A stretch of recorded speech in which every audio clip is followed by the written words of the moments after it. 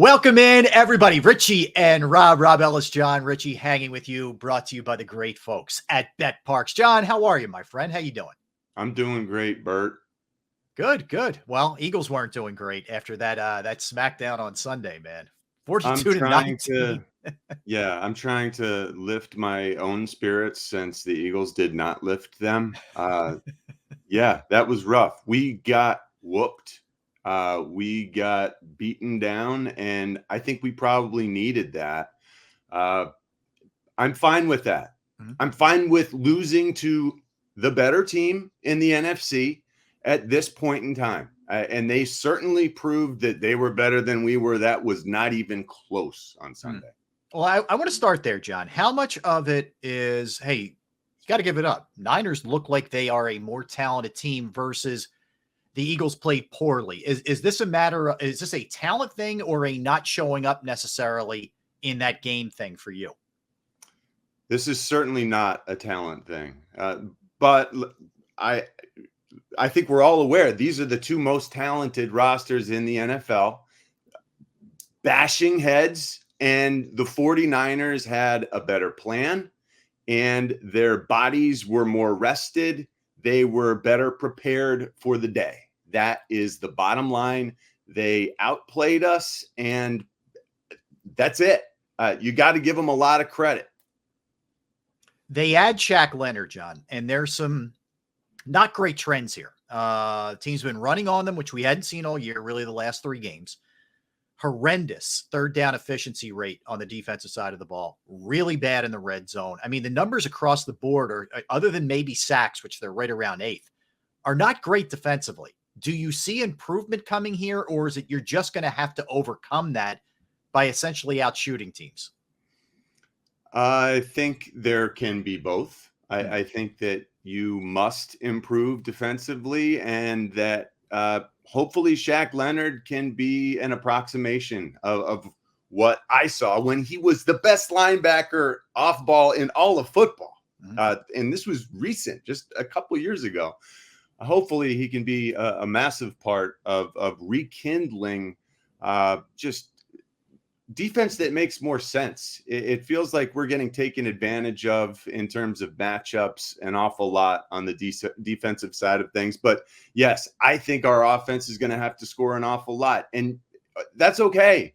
I just saw the Kansas City Chiefs win the Super Bowl last year with an unbelievably explosive offense and a defense that did enough by calling great blitzes in timely fashion when teams got into the red zone. They weren't a special defense, but they were a defense that was called in a timely way. And I think we can achieve that here in Philadelphia also. All right. The offense has been pretty good for most of the year, for sure. And it wasn't their best outing last time. Lack of rushing attempts. And I know Nick kind of fell on the sword for this one.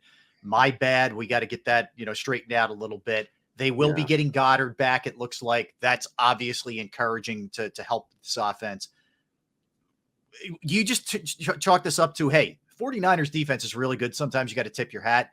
What do you think's happening offensively? Are you comfortable with them going forward?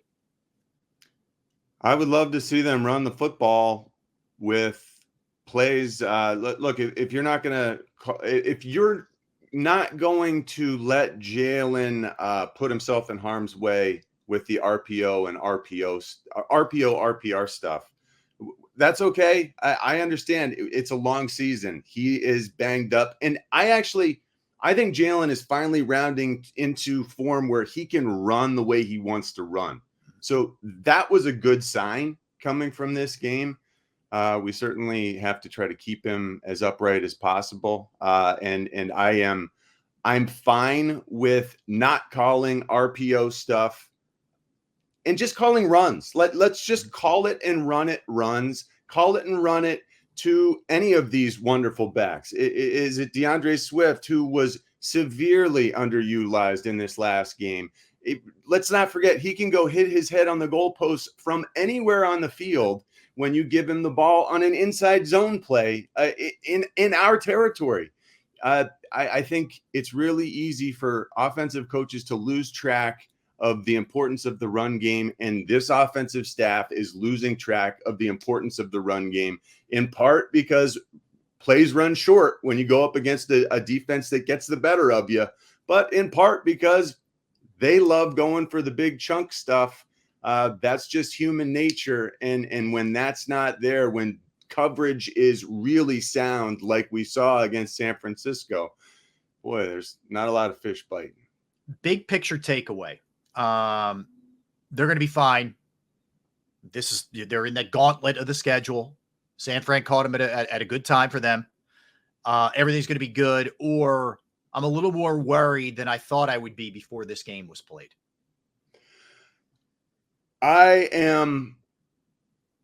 am convinced we've set ourselves up for success, because it's very clear what we have to do.